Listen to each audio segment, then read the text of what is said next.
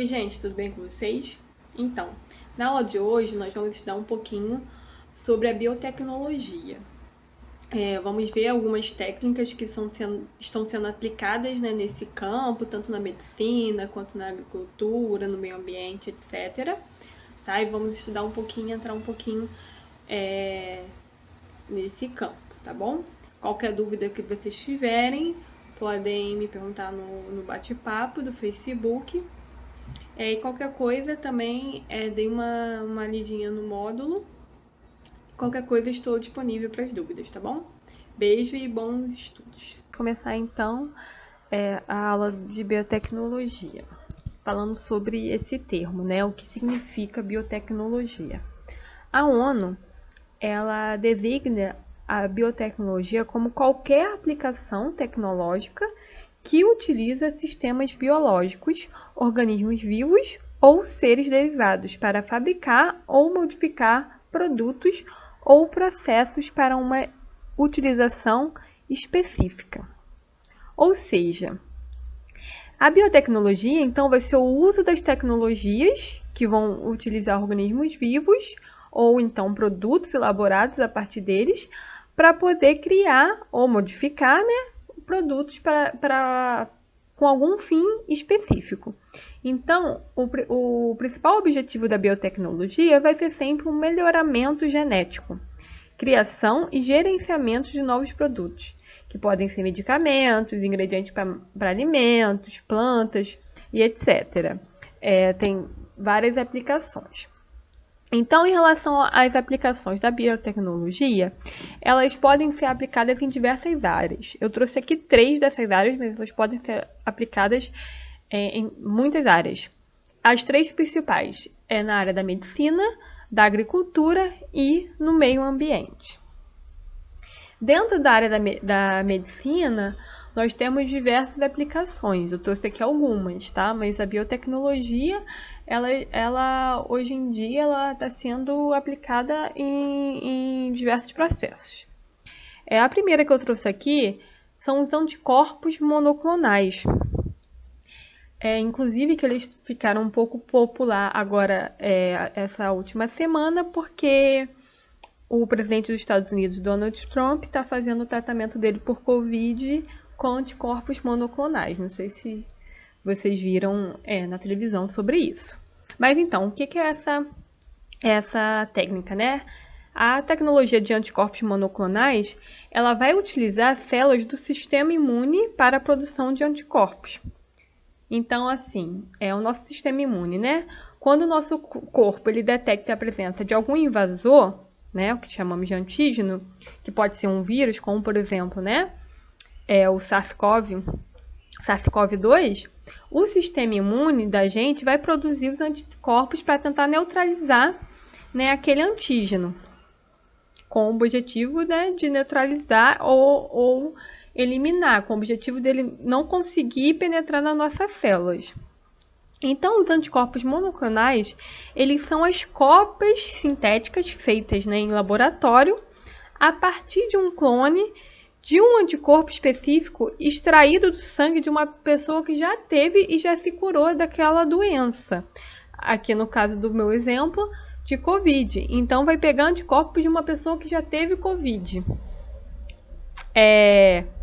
E esses anticorpos monoclonais, eles vão imitar os anticorpos que o nosso corpo vai produzir de maneira natural quando você se infectar. Então, vai ser um tratamento mais rápido, né? Vai acelerar o processo, porque o nosso corpo ele não vai precisar ter aquele tempo para produzir os anticorpos, para tentar combater aquele invasor, que no caso aqui é o vírus. Você já vai injetar lá os anticorpos, então é uma maneira mais rápida de você conseguir tratar, né, uma doença específica.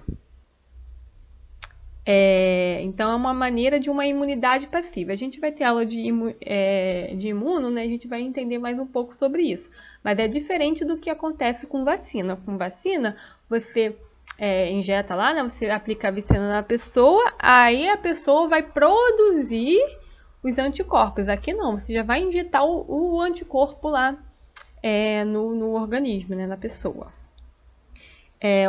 Outros exemplos, né, eu botei aqui produção e melhoramento de anticorpos, criação de vacinas, através da manipulação de células e proteínas, nós podemos, através, né, da biotecnologia, produzir novas vacinas.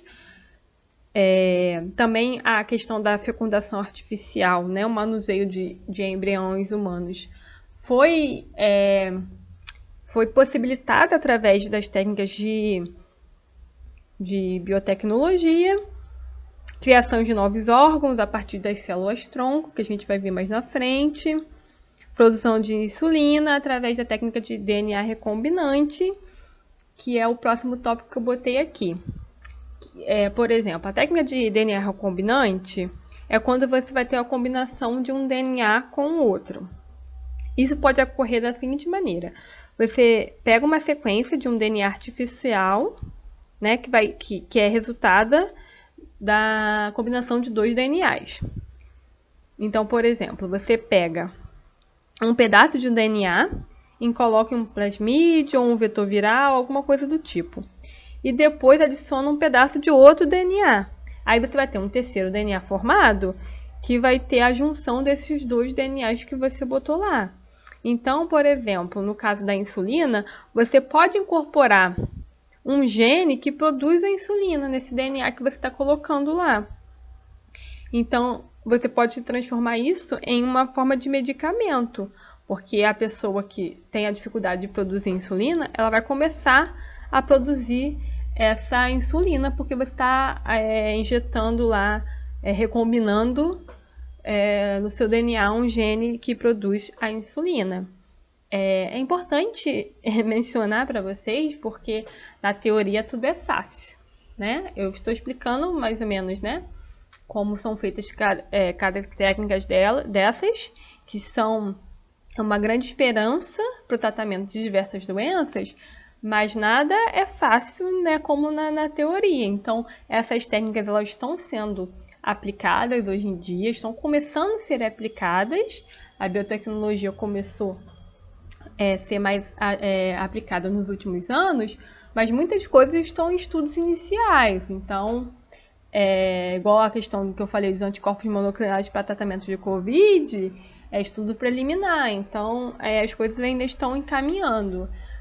Mas tudo dando certo, são técnicas que podem revolucionar a medicina mesmo, podem ajudar no tratamento de diversas doenças. Algumas já estão sendo utilizadas. Tem tratamento de câncer que utiliza essas técnicas, etc. Hoje em dia a gente já tem vacinas que são produzidas por conta do melhoramento, né, de algumas técnicas por conta da biotecnologia, e, enfim.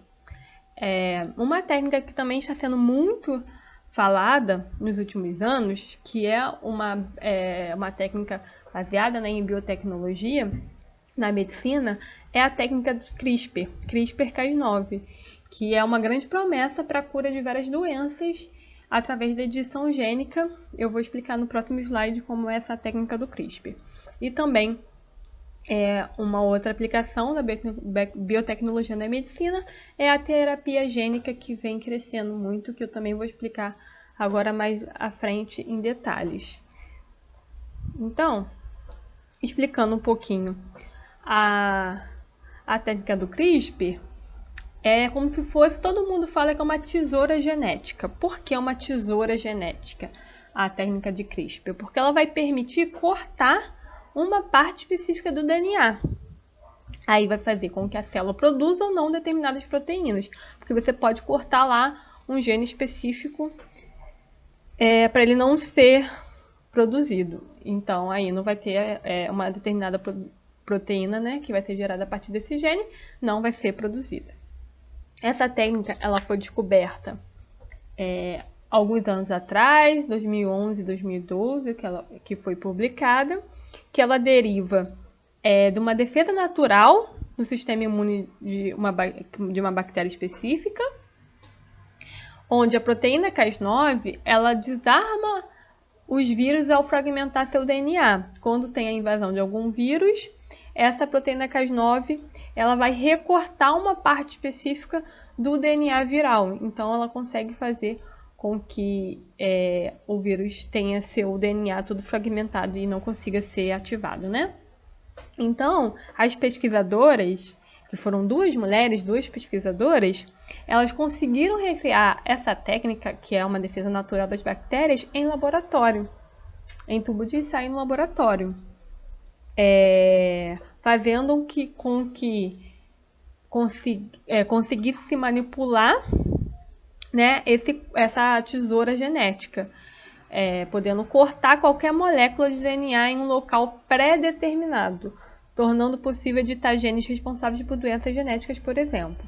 Então, através dessa técnica do CRISPR, você pode pegar o DNA e escolher onde você quer que corte, que seja cortado, um local lá que tem um gene que é um gene defeituoso de uma doença genética. Então, você escolhe que seja cortado esse gene específico.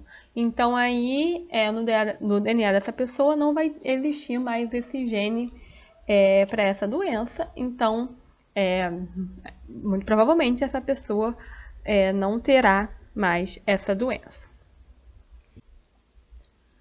Então, uma coisa que é importante falar é que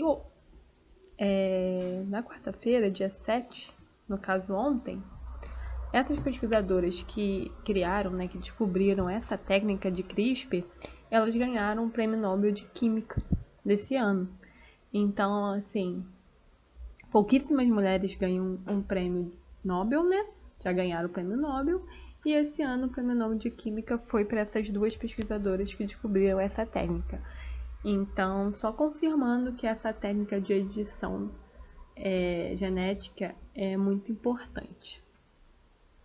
E agora falando um pouquinho sobre a terapia gênica, que o DNA recombinante é uma forma de terapia gênica, que eu falei, né, que é aquela junção de dois DNAs.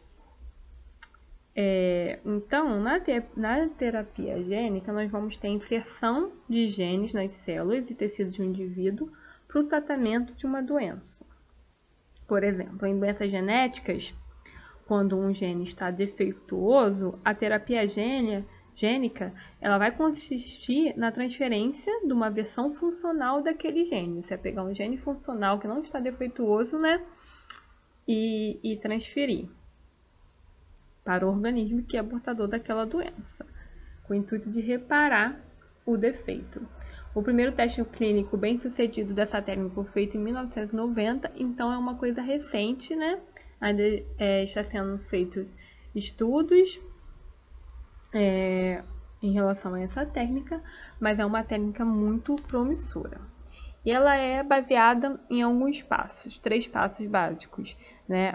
Como observado aqui nesse esquema, nós temos o primeiro passo, que é o isolamento do gene. Lembrando, né, que o gene vai ser aquela porção do DNA que vai ter a informação necessária para sintetizar a proteína. Então, transferir um gene é transferir um pedaço particular do DNA. Então, primeiramente, você vai identificar o gene que você quer, né, trabalhar, que vai ser responsável por alguma doença, através de algumas técnicas de biologia molecular. Você pode adquirir um pedaço de DNA que vai conter esse gene, então aí você vai isolar esse gene. Então você consegue isolar o gene de interesse para trabalhar. Aí, na segunda etapa, você vai fazer a transferência in vivo ou ex vivo. Então, você já tem o seu gene isolado lá através de técnicas de biologia molecular. Aí, você vai fazer a transferência, que pode ser in vivo ou ex vivo. A terapia gênica in vivo vai consistir em transferir o DNA diretamente para as células ou para tecidos do paciente. Na ex vivo, o DNA vai ser primeiramente transferido para células isoladas de um organismo previamente crescidas em laboratório. Então, assim, essas células isoladas vão ser modificadas e aí, então, elas podem ser introduzidas no paciente. Então, esse método vai ser indireto. Então, também vai ser um método mais demorado e tal. Aí na terceira etapa é a transferência do DNA para a célula hospedeira. A entrada do DNA através da membrana plasmática das células eucarióticas é extremamente rara. Então, vai ter que ter uma necessidade de um veículo para conseguir entregar esse DNA, né, para carregar esse DNA, para facilitar essa entrada do DNA nas células. E esse veículo, o carreador, ele vai ser chamado de vetor. Então, existem 3 classes de vetor principais, que são os plasmídeos, como eu falei lá no DNA, técnica de DNA recombinante, tem os plasmídeos, né, das bactérias, os vetores virais e vetores nanoestruturados. Ops, foi mal. Então, por exemplo, nos plasmídeos das bactérias, eles possuem seu DNA circular, então vai ser fácil você conseguir introduzir um gene neles.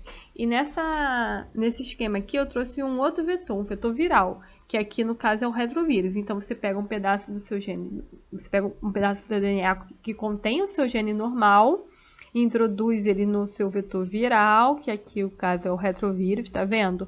Aí ele incorpora esse seu gene normal, o retrovírus vai infectar as células que estão lá em cultura, o DNA viral e o gene normal são inseridos no cromossomo e você injeta as células no paciente. Então você vai ter a terapia gênica sendo feita com sucesso. Então aqui o objetivo é o novo gene, aquele gene estranho, precisa se expressar de modo efetivo no organismo que o receberá. Então aqui o intuito também igual eu falei na técnica de CRISPR, você retirar um gene deletério, um gene defeituoso, um gene que vai determinar uma doença e coisas do tipo. Agora vamos falar um pouquinho sobre a aplicação de biotecnologia na agricultura. A biotecnologia na agricultura ela é um pouco antiga, ela começou lá na década de 70, onde teve a Revolução Verde, que foi a aplicação de técnicas de biotecnologia para aumentar a produtividade e acabar com a fome. E aí, a partir da década de 90, a biotecnologia na agricultura ganhou mais força mesmo e começou a ser aplicada em larga escala e no porão mais.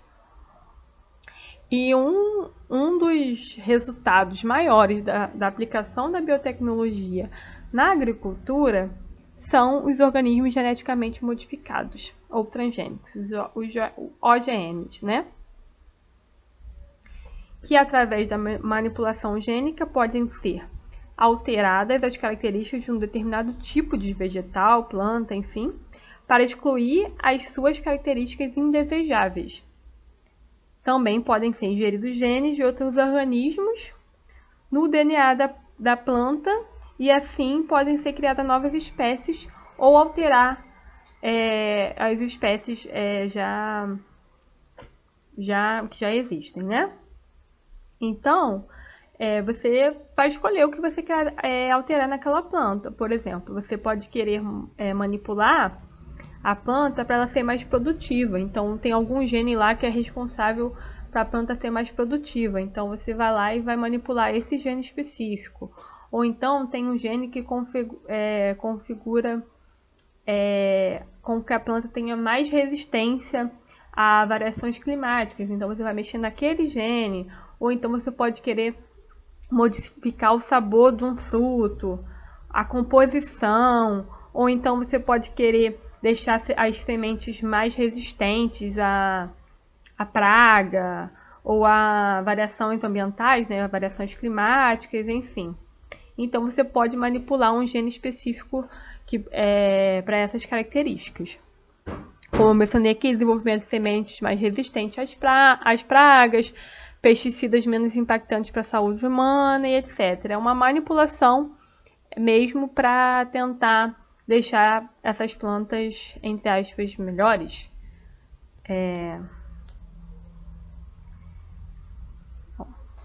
E uma observação importante é que existem alguns levantamentos que são contra o uso de OGMs, como, por exemplo, os impactos desses alimentos, né, transgênicos na saúde humana. Ainda não se sabe.